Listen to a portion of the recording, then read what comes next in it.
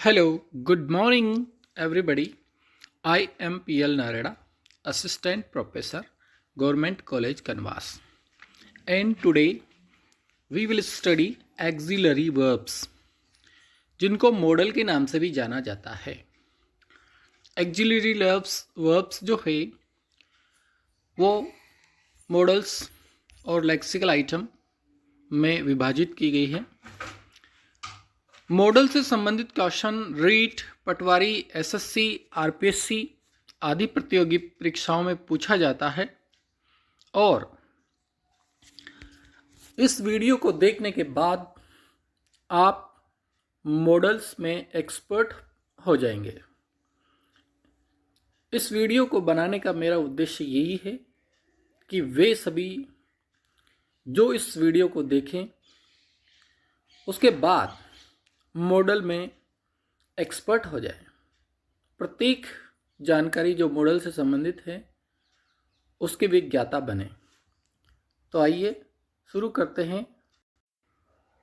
Axillary verbs, यहाँ पर हमारे सामने एक शब्द आया है एक्सिलरी वर्ब्स।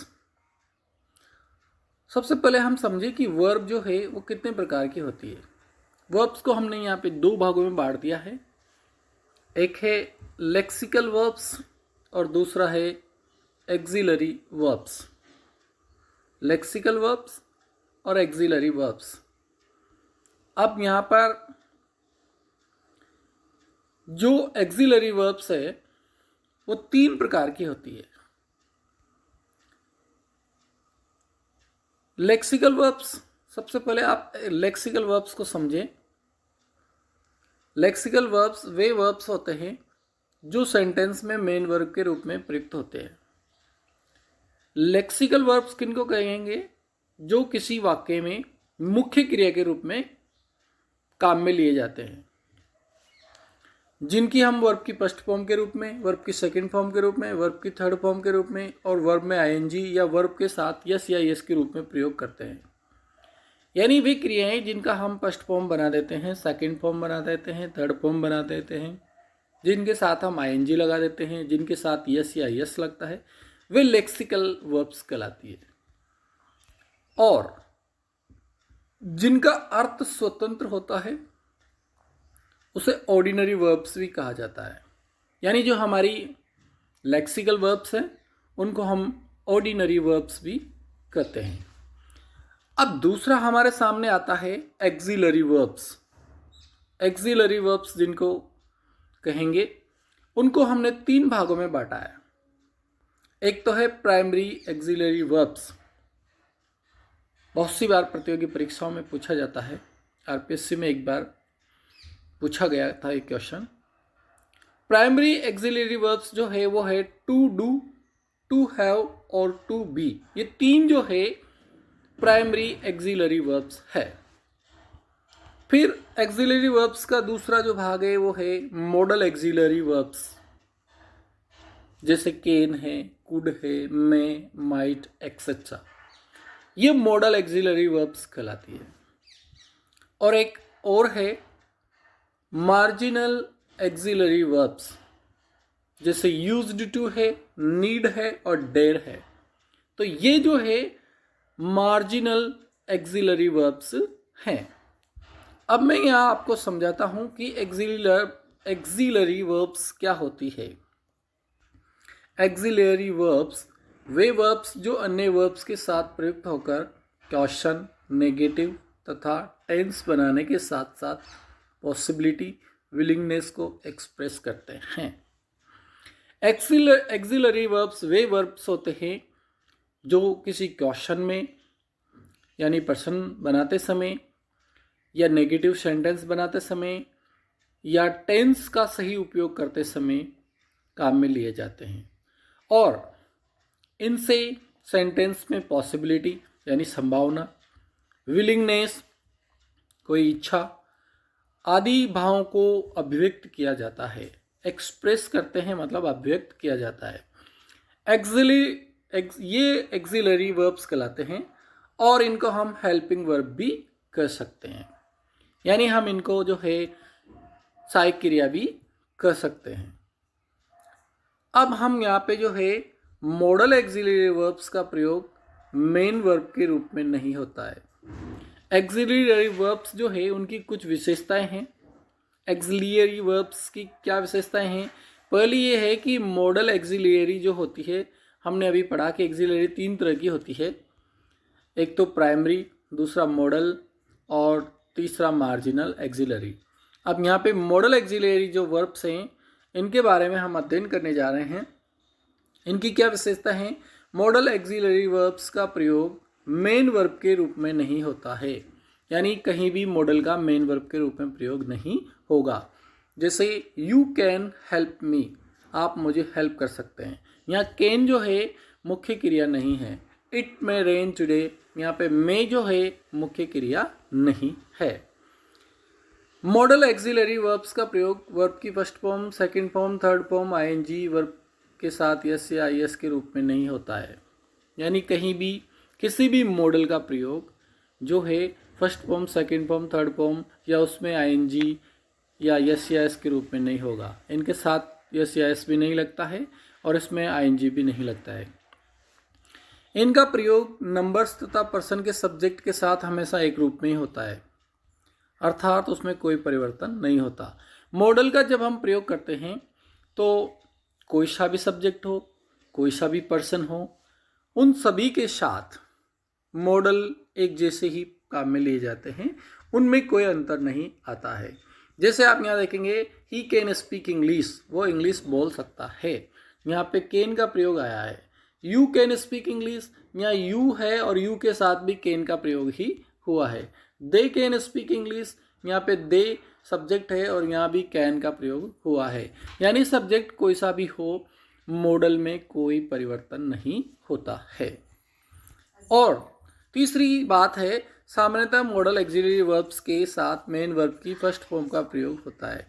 मुख्य नियम यह है कि जब हम मॉडल एक्सिलरी वर्ब का प्रयोग करेंगे, कैन, कुड, मे, माइट, इनका प्रयोग करेंगे, तो इनके साथ जो मेन जो क्रिया हम काम में लेंगे वो भी अक्सर फर्स्ट फॉर्म में ही होती है। जैसे ही कैन गो, यहाँ पे कैन मॉडल है और इसीलिए गो जो है वर्ब की फर्स्ट फॉर्म का प्रयोग हमने किया है। ही विल कम हियर, यहाँ पे विल मॉडल का प्रयोग किया है, तो मेन वर्ब जो कम है वो भी फर्स्ट फॉर्म के रूप में हमने काम में ली है। चौथा रूल जो है एक्सिलरी का, ought to तथा used to के बाद इन्फिनिटिव विद टू का प्रयोग होता है। यानी जब हम मॉडल ought या used का प्रयोग करेंगे तो इनके साथ हमें टू ऐड करना पड़ेगा, टू लगाना पड़ेगा। जैसे we ought to help the poor, यहाँ ought के साथ टू का प्रयोग आपको करना पड़ेगा। लेकिन एक बात ये ध्यान रखनी है, डेयर तथा नीड का प्रयोग मेन वर्ब के रूप में भी होता है। डेयर टू और नीड नॉट, ये ऐसे मॉडल है, ऐसे एक्सिलरी वर्ब्स हैं जिनका प्रयोग मुख्य क्रिया के रूप में भी होता है, लेकिन वहाँ पर फिर इनका अर्थ जो है अलग हो जाता है। जैसे यहाँ पर है ही नीड्स माई हेल्प, तो यहाँ पर ये नीड्स जो है यह मुख्य क्रिया है, न कि मॉडल, न कि एक्सिलरी वर्ब्स। ये आपको समझना है। Uses of model axillary verbs. अब हम यहाँ पर एक एक एक्सिलरी वर्ब्स, एक एक मॉडल का प्रयोग करेंगे।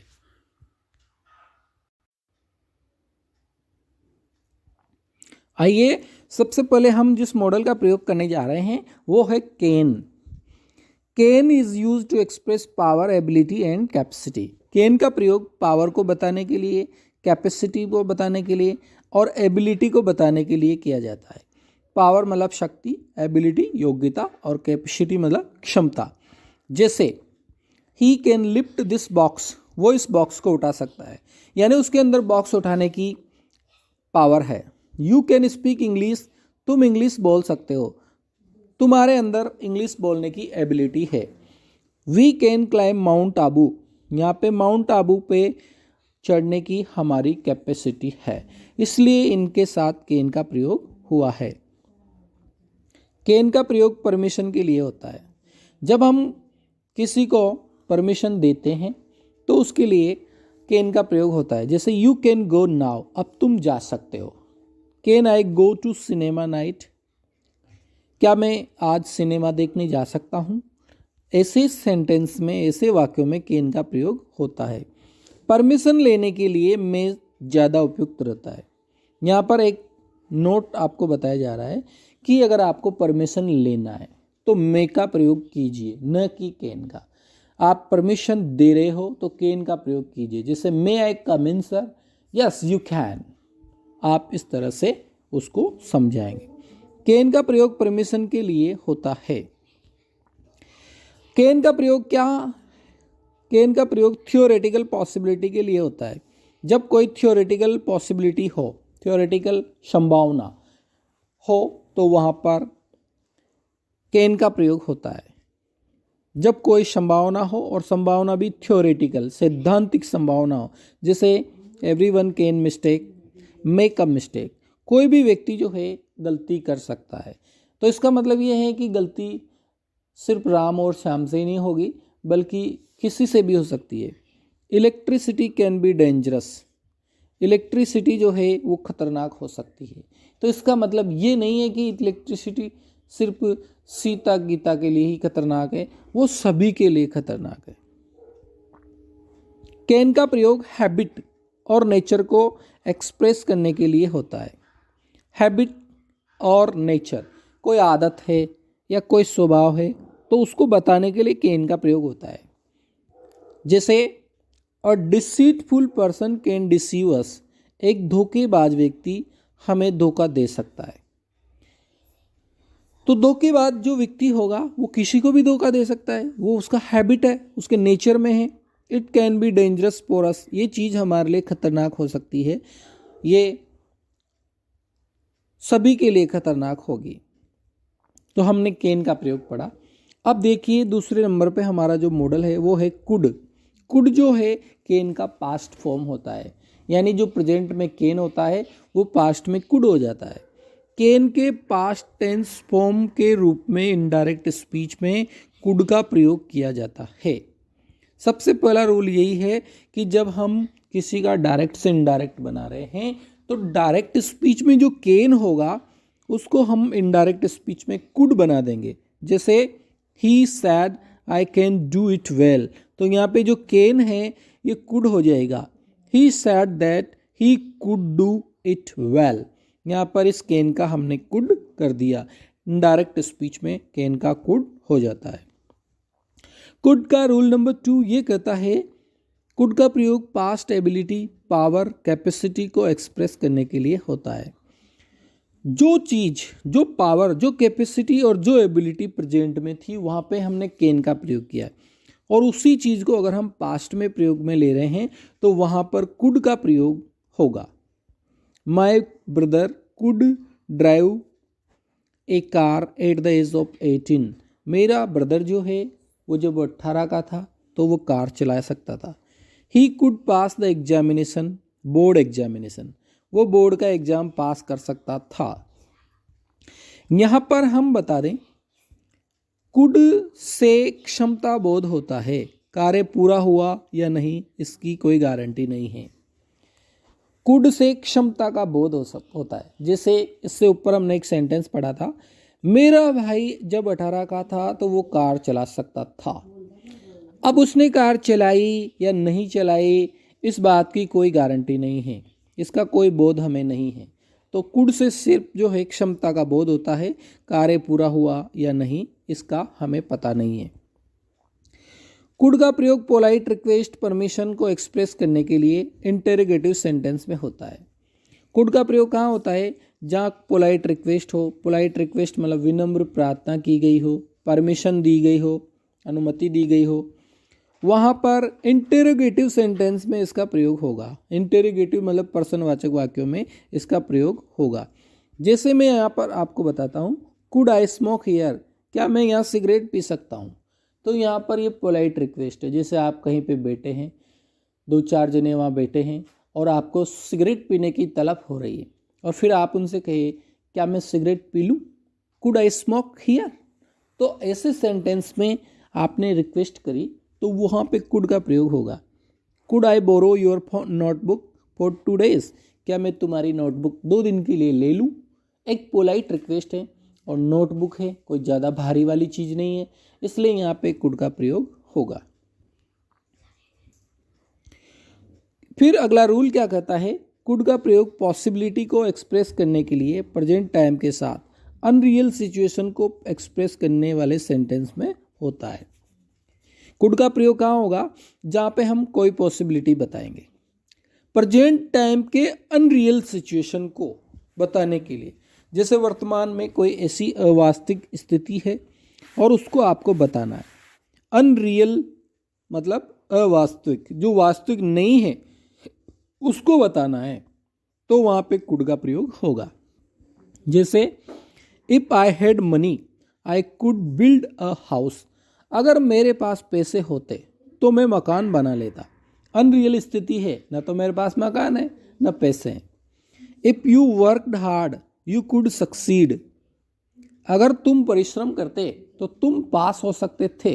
अब तुमने परिश्रम तो किया ही नहीं, अनरियल स्थिति है और तुम पास हुए ही नहीं, बस कोरी कल्पना है जिनका प्रयोग होता है, तो वहाँ पे कुड का प्रयोग होता है।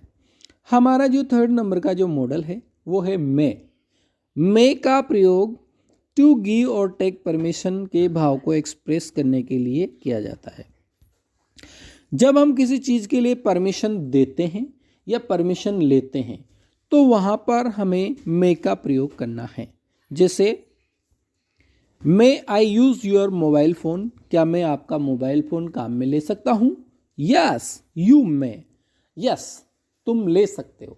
तो ऐसे जब हमें किसी परमिशन की ज़रूरत हो, जब हम परमिशन लेना चाहते हैं या परमिशन देना चाहते हैं, तो वहाँ पर हम मे का प्रयोग करेंगे। इस प्रकार के सेंटेंस में मे का प्रयोग टू गिव परमिशन देने के भाव को एक्सप्रेस करने के लिए कैन से ज़्यादा अच्छा होता है, क्योंकि हम कैन में भी परमिशन देते हैं, लेकिन मे का जो प्रयोग है वो कैन से ज़्यादा अच्छा माना जाता है। मे का प्रयोग पॉसिबिलिटी अनसर्टेनिटी के भाव को एक्सप्रेस करने के लिए किया जाता है। मे का प्रयोग कहाँ किया जाता है? जहाँ कोई पॉसिबिलिटी हो या अनसर्टेनिटी हो। अनसर्टेनिटी मतलब अनिश्चितता, पॉसिबिलिटी मतलब संभावना। जहाँ किसी चीज़ की संभावना हो, जहाँ किसी चीज़ की अनिश्चितता हो, वहाँ पे मे का प्रयोग किया जाता है। जैसे इट मे रेन टुडे, आज बारिश हो सकती है। अब जरूरी नहीं है कि बारिश हो ही सही, संभावना है, बादल हो रहे हैं, तो हम आइडिया अंदाज़ा लगा सकते हैं कि बारिश हो सकती है। I may buy a colour TV this year, मैं इस साल नया कलर टीवी खरीद सकता हूँ। संभावना है, अनसर्टेनिटी है, अभी मैंने विचार बनाया है कि मैं नया टीवी खरीद सकता हूँ, लेकिन जब नया टीवी खरीदने की स्थिति आएगी, हो सकता है मेरे पास पैसे ना हो। तो ऐसी जो अनसर्टेनिटी की स्थिति होती है, अनिश्चितता की जो स्थिति होती है, उसमें हम मे का प्रयोग करते हैं। मे का प्रयोग विश प्रे ब्लेस कर्स के भाव को अभिव्यक्त करने के लिए किया जाता है। विश मतलब जैसे हम किसी को कोई इच्छा पूरी हो, विश आशीर्वाद दें, प्रे किसी के लिए प्रार्थना करें, ब्लेस किसी को हम आशीर्वाद दें कि जा तुम्हारा भला होगा, कर्स किसी को हम गालियाँ निकालें, श्राप दें, जा शरक न जा या नरक में जा, इस तरह से जो हम कहते हैं उसके लिए मे का प्रयोग होता है। जैसे मे यू लिव लॉन्ग, तुम जुग जुग जियो। May you succeed in life, तुम जिंदगी में सफल हो जाओ। ये इस तरह के जो आशीर्वाद सूचक सेंटेंस होते हैं उनमें हम मे का प्रयोग करते हैं। और जब हम ऐसे मे का प्रयोग करते हैं तो यहाँ पे एक्सक्लेमेटरी जो चिन्ह होता है उसका भी प्रयोग किया जाता है। मे you succeed in your life. अब देखिए, यदि प्रिंसिपल क्लॉज प्रेजेंट टेंस में हो तथा subordinate clause that, so that, in order that से स्टार्ट हो, तो इससे पर्पस का बोध होता है, तो सबऑर्डिनेट क्लॉज में मे का प्रयोग किया जाता है। यहाँ पर यह बताया है कि प्रिंसिपल क्लॉज का मतलब होता है उपवाक्य, और प्रिंसिपल मतलब मुख्य उपवाक्य यदि प्रेजेंट टेंस में हो, और जो सबऑर्डिनेट क्लॉज है, अधीनस्थ जो वाक्य हैं, उसमें so that, in order that आदि से स्टार्ट हो तो फिर वहाँ पे मे का प्रयोग होगा। यानी जब दो सेंटेंस हो, एक प्रिंसिपल क्लास दूसरा सबऑर्डिनेट क्लास, तो एक में अगर सो दैट हो तो दूसरी तरफ आपको मे का प्रयोग करना है। जैसे I worked hard so that या in order that I may succeed, मैंने इतनी मेहनत करी कि मैं सफलता प्राप्त कर सका। वी ओबे अवर एल्डर्स, हम अपने बड़ों की आज्ञा का पालन करते हैं। That we may prosper in our life, यहाँ पे दैट का प्रयोग है। सो दैट जिसको हम कहते हैं हमें बड़ों की आज्ञा का पालन करना चाहिए ताकि हम जिंदगी में सफलता प्राप्त कर सकें। तो ये हुआ मे का प्रयोग। एक और है मे का प्रयोग अनसर्टेन सरप्राइज के भाव को एक्सप्रेस करने के लिए किया जाता है। अनसर्टेन मतलब जो अनिश्चित है, और सरप्राइज मतलब जिसमें आश्चर्य भी है। कोई ऐसा कार्य जो अनसर्टेन है, जो निश्चित नहीं है, अनिश्चित है और जो अचानक होता है, उसके लिए मे का प्रयोग होता है। How old she may be, अरे वो कितनी बुढ़ी हो गई। हु मे बी देयर, वहाँ कौन हो सकता है। अनसर्टेन है, जैसे वहाँ कौन हो सकता है, और सरप्राइज भी है, वहाँ कौन हो सकता है, यानी अभी इस समय वहाँ पे कौन आ सकता है दरवाजे पे। तो यहाँ पर मे का प्रयोग होगा। अब यहाँ पे देखिए अगला जो हमारा है मॉडल वो है माइट। माइट का प्रयोग कहाँ करेंगे। मे जो होता है उसका पास्ट टेंस होता है माइट। माइट का प्रयोग मे के पास्ट टेंस फॉर्म के रूप में इनडायरेक्ट स्पीच में किया जाता है। यानी जब हम डायरेक्ट से इनडायरेक्ट बनाएंगे तो वहाँ पे जो मे होगा उसको हमें माइट में बदलना होगा। जैसे he said you may go now, तो यहाँ पर जो मे है उसको हम इनडायरेक्ट स्पीच में माइट बना देंगे। He said that I might go now, ये जो मे है उसका माइट हो जाएगा। माइट का प्रयोग लेस पॉसिबिलिटी के भाव को एक्सप्रेस करने के लिए किया जाता है। यानी माइट का प्रयोग वहाँ किया जाता है जहाँ कम संभावना हो। मे का प्रयोग मोर पॉसिबिलिटी के भाव को एक्सप्रेस करने के लिए किया जाता है। यानी जब ज़्यादा संभावना हो तो मे का प्रयोग होता है, और जब माइट का प्रयोग हो तो और भी कम संभावना है। जैसे इट माइट रेन टुडे, आज बारिश हो सकती है, कम संभावना है, हल्के फुल्के छींटे गिर सकते हैं। इट में रेन टुडे, आज बारिश हो सकती है, ज़्यादा संभावना है, यानी थोड़ी बारिश हो सकती है, ऐसी संभावना बताई गई है। जब किसी कार्य व्यापार के होने की प्रबल संभावना हो तो कैन का प्रयोग करेंगे। कैन से कम संभावना हो तो मे का प्रयोग करेंगे, तथा मे से भी कम संभावना हो तो माइट का प्रयोग होता है। यानी ज़्यादा संभावना तो कैन, उससे कम संभावना तो मे, और उससे भी कम संभावना तो माइट का प्रयोग आप करेंगे। माइट का प्रयोग पोलाइट रिक्वेस्ट के लिए, परमिशन के लिए के भाव को एक्सप्रेस करने के लिए किया जाता है। पोलाइट रिक्वेस्ट अगर आपको करनी है तो वहाँ पे माइट का प्रयोग करेंगे। परमिशन अगर आपको लेनी है तो आप माइट का प्रयोग कर सकते हैं। Might I ask A question, क्या मैं आपसे एक प्रश्न पूछ सकता हूँ। मे आई आस्क ए क्वेश्चन, उसका पास्ट टेंस जो है might I ask A question होता है। कैन या मे की अपेक्षा अधिक विनम्रता तथा झिझक के भाव को एक्सप्रेस करने के लिए कुड या माइट का प्रयोग किया जाता है। यहाँ पे नोट आप समझिए, कैन या मे की अपेक्षा अधिक विनम्रता, यदि आपको बहुत ज़्यादा पोलाइटपन दिखाना है, बहुत ज़्यादा पोलाइटनेस दिखानी है, तो आप कुड या माइट का प्रयोग करेंगे, न कि कैन या मे का। Suppositional sentence I wish, we wish, he wishes, she wishes, as if, as though, if only, suppose से स्टार्ट होते हैं। इनमें कोरी कल्पना का बोध होता है, और कोरी कल्पना के भाव को एक्सप्रेस करने के लिए क्लास में माइट का प्रयोग किया जाता है। आप देखेंगे सपोजिशनल सेंटेंस जो होते हैं, सपोजिशनल मतलब जिनमें कोरी कल्पना होती है, वो स्टार्ट होते हैं जैसे आई विश से, एज इफ से, एज दो से, इफ ओनली से, सपोज से।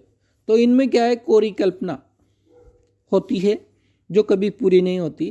तो ऐसे कोरी कल्पना के भाव को बताने के लिए क्लास में माइट का प्रयोग किया जाएगा। इफ यू वर्कड हार्ड, अगर तुमने कठोर परिश्रम किया होता, यू माइट सक्सीड, तो तुम सफल हो जाते। अब परिश्रम किया ही नहीं तो सफलता हासिल कैसे लगेगी। सिर्फ एक भाव है कि तुमने ऐसा किया होता तो ऐसा हो जाता। I wish he might have seen Bandit Queen, मुझे लगता है उसने बैंडिट क्यून जो मूवी है वो देख ली होगी। मुझे लगता है, कंफर्म नहीं है, सिर्फ अंदाजा है, शायद उसने देख ली हो। वैसे तो वो मूवी देखता नहीं है, पर कहीं किसी के साथ चला गया हो और उसने मूवी देख ली हो। तो ऐसा जो आइडिया है उसके लिए माइट का प्रयोग हम करेंगे।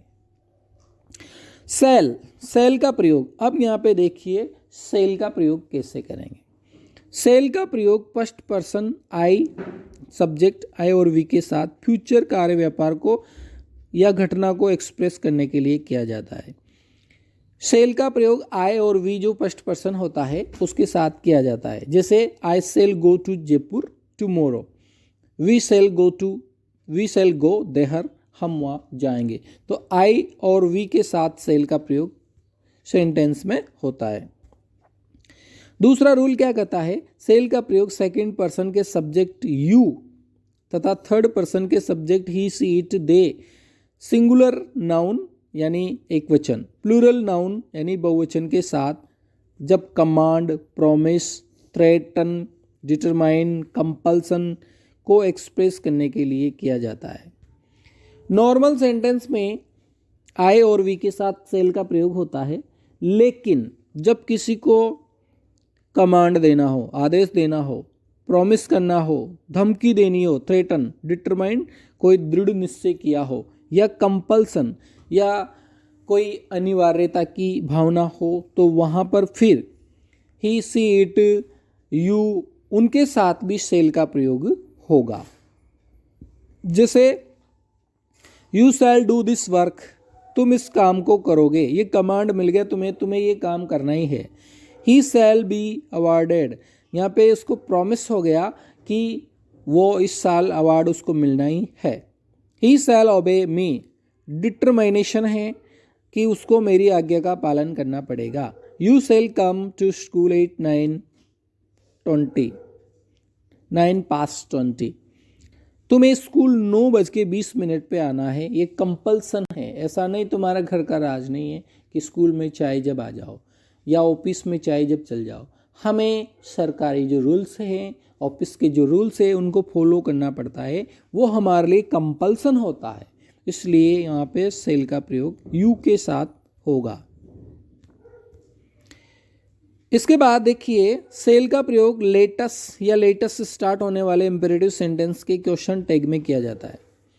क्वेश्चन टैग जो होते हैं उनमें अगर लेटस या लेट अस से कोई सेंटेंस स्टार्ट हो रहा है तो उसमें सेल का प्रयोग होगा। जैसे लेट अस प्ले ए गेम, हमें एक गेम खेलना चाहिए, तो इसको जब हम क्वेश्चन टैग बनाएंगे तो सेल वी इस तरह से बन जाएगा।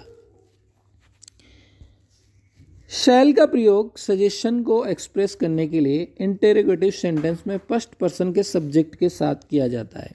सेल का प्रयोग और कहाँ पे होगा?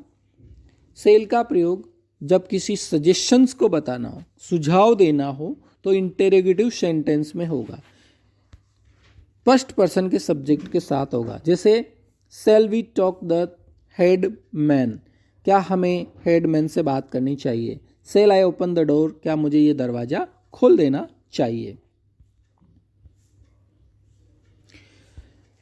एक और रूल है, सेल का प्रयोग ऑर्डर, इंस्ट्रक्शन, स्पेकुलेशन को एक्सप्रेस करने के लिए किया जाता है। जब किसी को ऑर्डर देना हो, किसी को इंस्ट्रक्शन देने हो, स्पेकुलेशन मतलब कोई चिंतन की बात हो, तो फिर वहाँ पे सेल का प्रयोग होगा। जैसे what shall I do for your friend, मैं तुम्हारे मित्र के लिए क्या करूँ। ये where shall I go this summer, मैं इस समर को कहाँ जाऊँगा।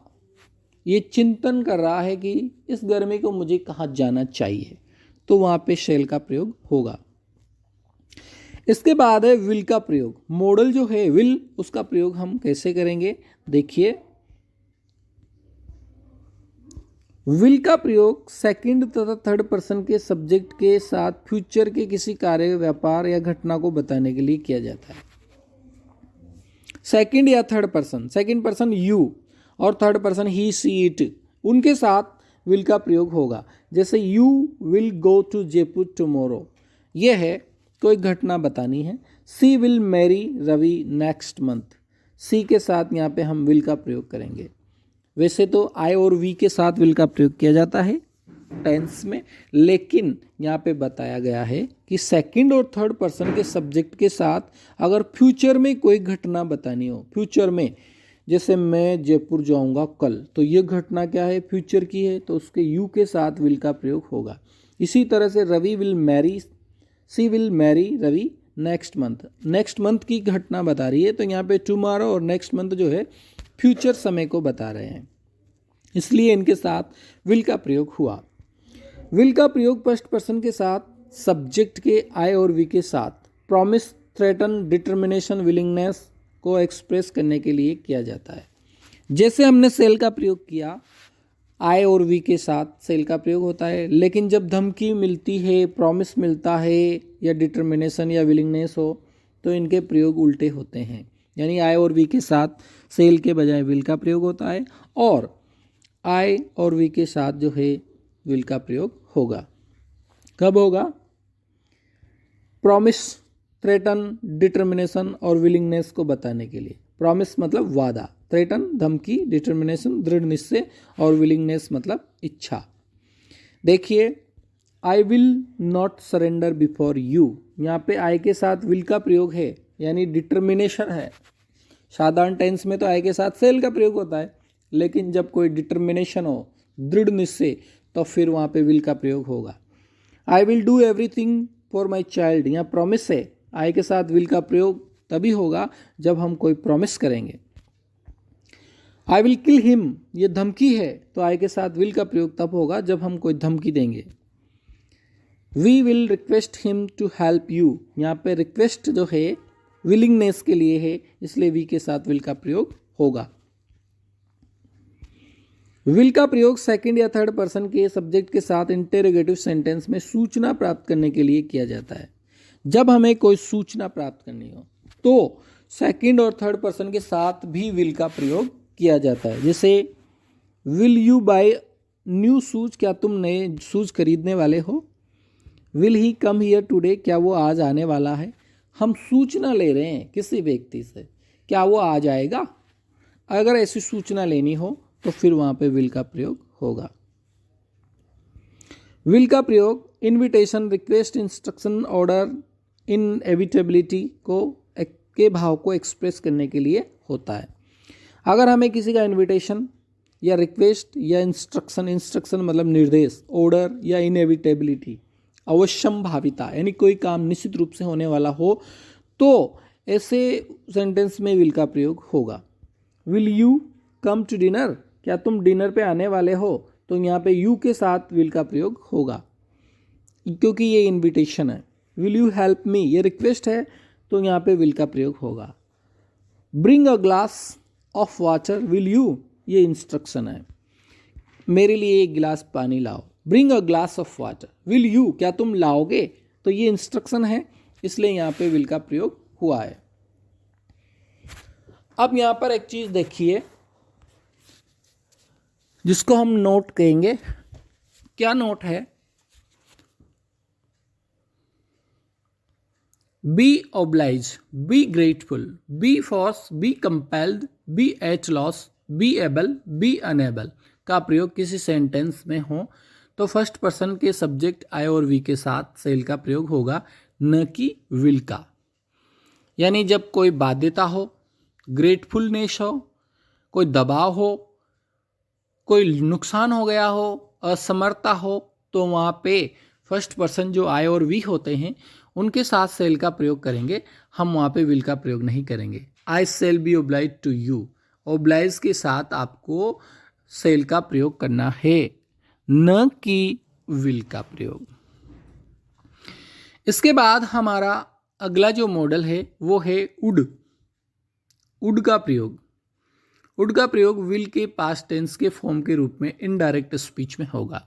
यानी जब हम इनडायरेक्ट स्पीच बनाएंगे तो विल का वुड हो जाएगा।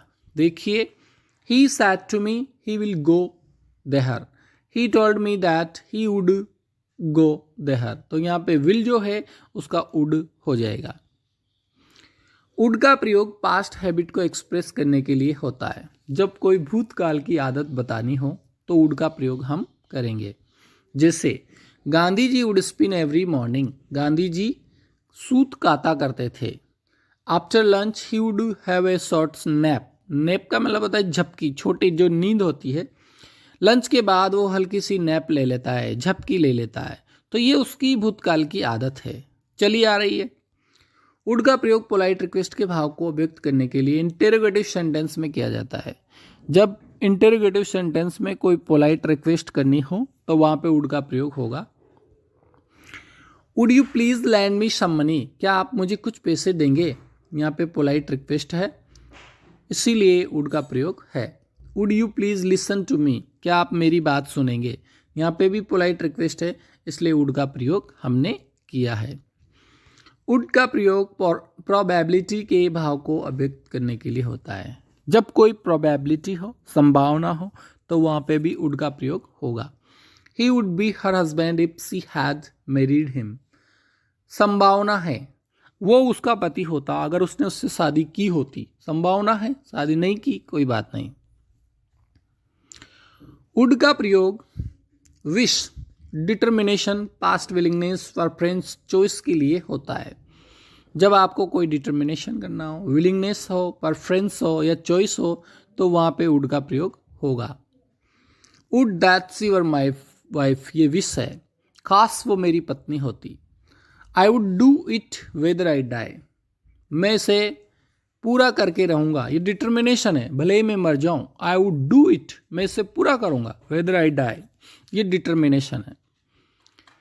ही would like to see it, वो इसे देखना पसंद करेगा, ये पास्ट हैबिट है, पास्ट विलिंगनेस है, वो उसको देखना पसंद करता था, अभी भी है उसकी आदत।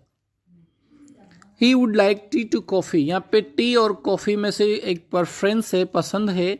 He would like tea to coffee, वो टी और कॉफ़ी में से जो है कॉफ़ी को पसंद करता है, ये प्रेफरेंस है। जब कंपैरेटिव डिग्री के सेंटेंस में वुड का प्रयोग प्रेफरेंस या चॉइस को एक्सप्रेस करने के लिए होता है तो वुड के बाद रादर या सुनर का प्रयोग होता है। यहाँ पे नोट देखिए, जब हम दो चीज़ों में कंपेयर कर रहे हैं, वहाँ पे कंपैरेटिव डिग्री हो तो सेंटेंस में वुड का प्रयोग प्रेफरेंस के लिए या चॉइस के लिए, यानी दो चीज़ों में से एक हमें सेलेक्ट करनी है, चॉइस, तो फिर वुड के बाद रादर या सुनर का प्रयोग हमें करना पड़ेगा। जैसे he would be her husband if she had married him, he would be her husband if she had married him। यहाँ पर जो है कंपैरेटिव डिग्री के सेंटेंस में he would be her husband, अगर यहाँ पे है he would be her husband if rather she had married him, तो यहाँ पे हमें रादर या सूनर का प्रयोग करना पड़ेगा।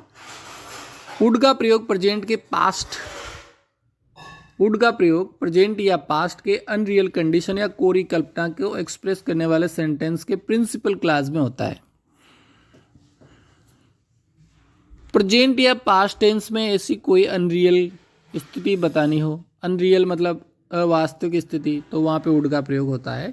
और किस में होगा, प्रिंसिपल क्लास में होगा, सबऑर्डिनेट क्लास में नहीं। जैसे if I were a bird, अगर मैं पक्षी होता आई वुड फ्लाई, ये कोरी कल्पना है। अगर मैं पक्षी होता तो उड़ता, पक्षी हूँ नहीं तो उड़ूंगा कैसे, तो आई वुड फ्लाई, ये जो है प्रिंसिपल क्लास, उसमें वुड का प्रयोग होगा।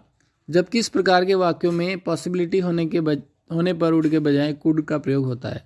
अगर यही सेंटेंस कोरी कल्पना पे आधारित नहीं हो, इसमें थोड़ी बहुत संभावना हो, तो यहाँ वुड के बजाय जो है कुड का प्रयोग होगा। जैसे if I had money I could bye a motor car, अगर मेरे पास पैसे होते तो मैं मोटर कार खरीद लेता, तो संभावना है हो सकता है फ्यूचर में पैसे आ जाएं, लेकिन पक्षी वाली संभावना नहीं है, क्योंकि मैं अगर पक्षी होता तो उड़ता, पक्षी वाली उस सेंटेंस में संभावना नहीं है। अगर मैं प्राइम मिनिस्टर होता तो ऐसा करता, संभावना बहुत कम है, न के बराबर। वुड का प्रयोग रिफ्यूजल के भाव को एक्सप्रेस करने के लिए होता है। रिफ्यूजल मतलब जब हमें किसी चीज़ का मना करना हो तो वहाँ पे वुड का प्रयोग करेंगे। He would not answer my question, वह मेरे क्वेश्चन का आंसर नहीं देगा। The machine would not start, ये मशीन स्टार्ट नहीं होगी। तो इस तरह से ये हम वुड का प्रयोग करेंगे। इसके बाद आता है हमारा अगला मॉडल शुड का प्रयोग। शुड का प्रयोग सेल के पास्ट टेंस के फॉर्म के रूप में इनडायरेक्ट स्पीच में होगा। जहाँ सेल होगा उसका जब हम पास्ट में इनडायरेक्ट स्पीच बनाएंगे तो शुड का प्रयोग हो जाएगा। He says I shall do not do this work, he says that he should not do that work. तो यहाँ पे सेल जो है उसकी जगह पे शुड का प्रयोग होगा। शुड का प्रयोग मोरल ऑब्लिगेशन, ड्यूटी के भाव को एक्सप्रेस करने के लिए होता है। जब कोई मोरल ऑब्लिगेशन बतानी हो, नैतिक बाध्यता बतानी हो, कोई ड्यूटी आपको बतानी हो, तो वहाँ पे शुड का प्रयोग होता है। One should love one's country, हर एक व्यक्ति को अपने देश से प्रेम करना चाहिए। You should not quarrel with your brothers, तुम्हें अपने भाइयों से नहीं लड़ना चाहिए, ये ड्यूटी है। शुड का प्रयोग पास्ट ड्यूटी के भाव को एक्सप्रेस करने के लिए होता है। जब कोई भूतकाल की ड्यूटी हो तो उसको हमें शुड के माध्यम से बताना पड़ेगा। He should have paid the money long ago, उसे ये पैसे बहुत समय पहले चुका देने चाहिए थे, अब तक क्यों लेके बैठा है। शुड का प्रयोग एडवाइस देने के भाव को एक्सप्रेस करने के लिए होता है। जब हम किसी को सलाह दें तो वहाँ शुड का प्रयोग होता है। You should not laugh at his mistake, तुम्हें उसकी गलतियों पे नहीं हंसना चाहिए। We should not give the child a knife to play, हमें बच्चे को चाकू नहीं देना चाहिए खेलने के लिए। शुड का प्रयोग सजेशन के भाव को एक्सप्रेस करने के लिए होता है। सजेशन मतलब जब हम कोई सुझाव देते हैं तो ऐसे वाक्यों में शुड का प्रयोग होगा। I think it should come tomorrow, मुझे लगता है उसे टुमारो आ जाना चाहिए। If it rains they should not come, अगर बारिश हुई तो वे नहीं आएंगे। तो ये ऐसे सजेशंस हैं जिनके साथ शुड का प्रयोग होगा। शुड का प्रयोग so that, in order that से स्टार्ट होने वाले क्लास में पर्पज एंड रिजल्ट को एक्सप्रेस करने के लिए होता है। यानी ऐसा सेंटेंस जो शो दैट जिसमें हो, इन ऑर्डर दैट हो, और जिसमें कोई उद्देश्य बताया गया हो या जो कोई रिजल्ट बताया हो, तो उसमें शुड का प्रयोग हम करेंगे। We did it carefully so that one should see it carefully, हमने ये काम केयरफुली किया ताकि दूसरे लोग भी इसको केयरफुली समझ सकें। He did it in order that all should be satisfied, उसने ये काम इसलिए किया कि सब जो है संतुष्ट हो सके। शुड का प्रयोग लिस्ट के बाद नेगेटिव पर्पज को एक्सप्रेस करने के लिए होता है। यानी शुड का प्रयोग कहाँ होता है? जब सेंटेंस में लिस्ट का प्रयोग हो और उसके बाद नेगेटिव पर्पज को बताना हो तो वहाँ शुड का प्रयोग होगा। Work hard list you should fail, कठोर काम करो नहीं तो तुम फेल हो जाओगे। यहाँ पे लिस्ट आया है और इसके बाद हमें शुड का प्रयोग करना पड़ेगा। ही रेन पास्ट, वो तेज़ दौड़ा, list is should miss the train, वह बहुत तेज़ दौड़ा नहीं तो उसकी ट्रेन छूट जाती। नेगेटिव भाव को एक्सप्रेस करना होता है इसमें पॉजिटिव भाव नहीं लाएंगे। यहाँ फेल होना नेगेटिव भाव है, यहाँ ट्रेन छूटना नेगेटिव भाव है, इसलिए ऐसे सेंटेंस में लिस्ट के बाद शुड का प्रयोग होगा। शुड का प्रयोग सबऑर्डिनेट क्लास में वर्ब तथा फ्रेज के बाद determination, willingness, threat, order, promise को एक्सप्रेस करने के लिए होता है। जब दो सेंटेंस जुड़े होते हैं तो उनमें दो वाक्य होते हैं, एक सबऑर्डिनेट क्लास अधीनस्थ उपवाक्य और एक होता है प्रिंसिपल क्लास मुख्य वाक्य। तो यहाँ पे बताया है कि शुड का प्रयोग सबऑर्डिनेट क्लास में वर्ब तथा फ्रेज के बाद होगा जब हमें कोई धमकी बतानी हो, विलिंगनेस बतानी हो तब। जैसे आई प्रॉमिस माई फ्रेंड, तो ये तो हो गया प्रिंसिपल क्लास। और सबऑर्डिनेट क्लास क्या है? He should have a new bike. यहाँ पे ये जो शुड का प्रयोग है ये उसकी विलिंगनेस को बताने के लिए। आई प्रॉमिस, यहाँ पे प्रॉमिस है ना, आई प्रॉमिस माई फ्रेंड, मैंने फ्रेंड को प्रॉमिस किया था that he should have a new bike, कि उसे एक नई बाइक खरीदनी है। तो ये जो बाद वाला जो सबऑर्डिनेट क्लास है इसमें शुड का प्रयोग होगा। I have ordered that he should play today, मैंने ऑर्डर दिया था कि उसे कल खेलना चाहिए। इसके बाद अगला हमारा है शुड का प्रयोग अनरियल सिचुएशन को एक्सप्रेस करने के लिए होता है, यानी ऐसी स्थिति जो अनरियल हो उसको बताने के लिए शुड का प्रयोग होगा। इफ़ ही वर यू, अगर वो तुम होता, he should not do that, तो वो ये कार्य कभी नहीं करता। ये अनरियल सिचुएशन है, अगर वो तुम होता तो वो कार्य नहीं करता, तुम हो, वो तुम हो नहीं, इसलिए वो कार्य कैसे करेगा, ये अनरियल सिचुएशन हो गई। इफ़ आई वर यू, अगर मैं तुम होता, he should not cheat on him, तो वो उसको चीट नहीं करता। अब ये अनरियल सिचुएशन है, इसलिए इनके साथ शुड का प्रयोग हम करेंगे। हमारा जो अगला मॉडल है वो है ऑट टू। ऑट के साथ टू का प्रयोग जरूर होता है। ऑट टू का प्रयोग मोरल ऑब्लिगेशन, डिजायरेबिलिटी, ड्यूटी को एक्सप्रेस करने के लिए होता है। जब कोई मोरल ऑब्लिगेशन हो, बाध्यता हो, डिजायरेबिलिटी हो, वांछनीयता, कोई कार्य की वांछनीयता, भाई ये कार्य हो जाएगा, ड्यूटी हो, तो वहाँ पे ought to का प्रयोग होता है। We ought to love our country, हमें अपने देश से प्रेम करना चाहिए। Students ought to work hard, स्टूडेंट्स को कठोर परिश्रम करना चाहिए, उन्हें घबराना नहीं चाहिए। ought to का प्रयोग स्ट्रॉन्ग पॉसिबिलिटी को एक्सप्रेस करने के लिए होता है। ought to का प्रयोग कहाँ होगा, जहाँ स्ट्रॉन्ग पॉसिबिलिटी होगी, प्रोबेबिलिटी होगी, वहाँ पे ought to का प्रयोग होगा। He ought to win the race, उसे रेस जीतनी ही है, स्ट्रॉन्ग पॉसिबिलिटी है। The film ought to be a great success, ये फिल्म जो है ये बहुत बड़ी सफलता है। ought to का प्रयोग किस एडवाइस देने के लिए होता है, जब हम किसी को एडवाइस दे रहे हों वहाँ पे शुड का भी प्रयोग होता है और ought to का भी प्रयोग होता है। You ought to read the Gita, तुम्हें गीता पढ़नी चाहिए। Students ought to obey their teachers, students को उनके टीचर्स के लिए ओबे होना चाहिए। एक और है ought to का प्रयोग लॉजिकल नेसेसिटी के लिए होता है। जब कोई लॉजिकल मतलब तार्किक नेसेसिटी आवश्यकता हो, तार्किक आवश्यकता बताई जाए, तो वहाँ पे ought to का प्रयोग होता है। Annu ought not to be late, Annu को लेट नहीं होना चाहिए। मैं यहाँ पर एक बात बता दूं जो बहुत इंपॉर्टेंट है, उक्त सभी परिस्थितियों में ought to के बदले should का प्रयोग किया जा सकता है। यानी जहाँ जहाँ भी हमने ought to का प्रयोग किया है वहाँ पे हम should मॉडल का प्रयोग कर सकते हैं। ये बहुत इंपॉर्टेंट है, क्योंकि आपको लगा होगा कि ought to के सारे नियम जो है should जैसे हैं, तो क्यों ना ought to के स्थान पे should का प्रयोग किया जा सकता है। इसके बाद हमारा नेक्स्ट जो मॉडल आता है वो है मस्ट। मस्ट का प्रयोग बहुत सारी प्रतियोगी परीक्षाओं में मस्ट का प्रयोग पूछा जाता है, इसलिए यहाँ पे जो रूल्स हैं इनको आप ध्यान से देखें। मस्ट का प्रयोग compulsion, strong moral obligation, determination, duty, certainty, strong likelihood, inevitability को बताने के लिए होता है। ये कुछ चीज़ें हैं जिनके लिए मस्ट का प्रयोग होता है। एक तो है कंपल्सन, अनिवार्यता, जब कोई चीज़ की अनिवार्यता हो, जैसे टैक्स देना अनिवार्य है। स्ट्रॉन्ग मॉरल ऑब्लिगेशन, बाध्यता हो, नैतिक बाध्यता, लेकिन वो बहुत स्ट्रॉन्ग हो। डिटरमाइनेशन, दृढ़ निश्चय। ड्यूटी, कर्तव्य। सर्टेनिटी, निश्चितता। स्ट्रॉन्ग लाइकहुड, जब कोई लाइकहुड हो लेकिन वो बहुत ज़्यादा हो, स्ट्रॉन्ग हो। इनएविटेबिलिटी, अवश्यंभाविता, यानी किसी कार्य के निश्चित रूप से होना बताया जाए तो वहाँ पे मस्ट का प्रयोग होता है।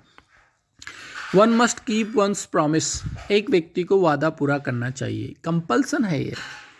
A soldier must fight for his country, सिपाही को अपने देश के लिए लड़ना ही चाहिए, ये ड्यूटी है। सिपाही कह दे कि मैं नहीं लड़ूं तो फिर देश आगे कैसे बढ़ेगा, ये ड्यूटी है।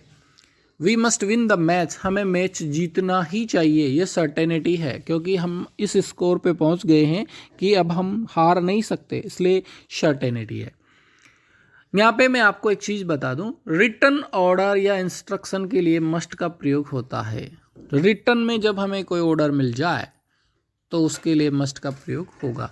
Employees must be at their desk by 10 AM, अगर किसी कार्यालय का मुख्य व्यक्ति ये ऑर्डर निकाल दे कि सभी व्यक्तियों को, अपने कर्मचारियों को 10 बजे उपस्थित होना है, तो वहाँ पे मस्ट का प्रयोग होगा। अधिक तीव्रता के भाव को एक्सप्रेस करने के लिए शुड का बजाय मस्ट का प्रयोग करना चाहिए। जहाँ पर कोई कार्य हो और उस कार्य में बहुत ज़्यादा तीव्रता हो तो वहाँ पे शुड के बजाय मस्ट का प्रयोग हम करेंगे। हमारा अगला जो मॉडल है वो है यूज्ड टू। यूज टू का प्रयोग पास्ट हैबिट सिचुएशन के लिए होता है। यूज टू का प्रयोग हमारी कोई आदत जो भूतकाल में हो उसके लिए होता है। जैसे he used to walk in the morning, वह सुबह सुबह घूमा करता था, यानी वह जब छोटा था तो सुबह सुबह घूमने जाता था। She used to play ludo before her marriage, उसकी शादी से पहले वो लूडो खेला करती थी। अब शादी हो गई और इतना टाइम मिलता नहीं है लूडो खेलने का, इसलिए उसने लूडो खेलना छोड़ दिया। यूज टू का प्रयोग डिसकंटिन्यूड हैबिट को एक्सप्रेस करने के लिए होता है। डिसकंटिन्यूड हैबिट किसको कहेंगे? यानी ऐसी हैबिट जो पहले तो थी लेकिन अब नहीं रही, ऐसी हैबिट को बताने के लिए यूज टू का प्रयोग किया जाएगा। आई यूज टू स्मोक सिगरेट, मैं सिगरेट पीता था, नाउ आई स्मोक पाइप, लेकिन अब मैं पाइप पीने लग गया। पहले मैं सिगरेट पीता था, अब मैं हुक्का पीने लग गया। ही यूज टू ड्रिंक बियर, पहले वो बियर पीता था, now he drinks blender Sprite, अब वो ब्लेंडर्स पीने लग गया है। नीड का प्रयोग आवश्यकता होना या पढ़ना, require to have the necessity के अर्थ में मेन वर्ब के रूप में सिंगुलर तथा प्लूरल दोनों फॉर्म में होता है। नीड का प्रयोग कहाँ पे होगा? जहाँ पे ये बताया जाए कि आवश्यकता होना या आवश्यकता पढ़ना बताया जाए। ही नीड्स माई हेल्प, उसे मेरी हेल्प की जरूरत है। They need to do their homework, उन्हें उनका काम करना चाहिए, उन्हें उनका होमवर्क करना ही चाहिए। यहाँ पर आप देखेंगे कि नीड नॉट या नीड नॉट का प्रयोग मार्जिनल एक्सिलरी वर्ब के रूप में नेगेटिव आइडियाज़ के लिए होता है। जो एक्सिलरी वर्ब्स होती है 3, उसमें नीड नॉट का प्रयोग मार्जिनल एक्सिलरी वर्ब के रूप में होता है और ये नेगेटिव आइडियाज़ के लिए होता है। जैसे I need not go there, मुझे वहाँ नहीं जाना है। I need not come late here, मुझे यहाँ नहीं आना है। नीड नॉट के बाद टू का प्रयोग नहीं होगा। एक बात ध्यान में रखें कि जब हम नीड नॉट का प्रयोग करेंगे तो टू का प्रयोग हम नहीं करेंगे। इसके बाद हमारा अगला मॉडल है डेयर। डेयर का प्रयोग साहस करना या हिम्मत करना के अर्थ में होता है। इसका प्रयोग मेन वर्ब के रूप में सिंगुलर या प्लूरल दोनों फॉर्म में हो जाता है। डेयर ऐसा मॉडल है जिसका प्रयोग मेन रूप में भी यानी मुख्य क्रिया के रूप में भी हो जाता है। जैसे I dare to go there, मेरी हिम्मत है कि मैं वहाँ जाऊँगा। I dare to oppose my father, मैं मेरे पिताजी की बात का उल्लंघन करूँगा, ऐसी मेरी हिम्मत है। जब डेयर का प्रयोग चुनौती देना या ललकारना के अर्थ में होता है तो इसके ठीक बाद ऑब्जेक्ट का प्रयोग होता है। ऑब्जेक्ट के बाद टू का प्रयोग होता है। यानी जब डेयर का प्रयोग हम किसी को चुनौती देने के लिए कर रहे हैं, ललकारने के लिए कर रहे हैं, तो उसके बाद ऑब्जेक्ट का प्रयोग होगा और फिर टू का प्रयोग होगा। जैसे ही डेयर मी, यहाँ पे डेयर के बाद मी जो है ऑब्जेक्ट का प्रयोग हुआ, फिर to get success. I dare him, यहाँ हिम जो है ऑब्जेक्ट है, फिर to win the match. Dare not या डेयर नॉट के बाद टू का प्रयोग नहीं होता है। जब हम डेयर नोट का प्रयोग करेंगे तो फिर टू का प्रयोग नहीं होगा। जहाँ तक डेयर का प्रयोग करेंगे तब तक नोट का प्रयोग होगा, लेकिन डेयर नोट के साथ टू का प्रयोग नहीं होगा। तो स्टूडेंट्स, आपके लिए ये वीडियो बहुत उपयोगी है। वीडियो को देखिए, समझिए और प्रतियोगी परीक्षाओं में सफलता प्राप्त कीजिए, ऐसा मैं आपको ब्लेस करता हूँ। Thank you.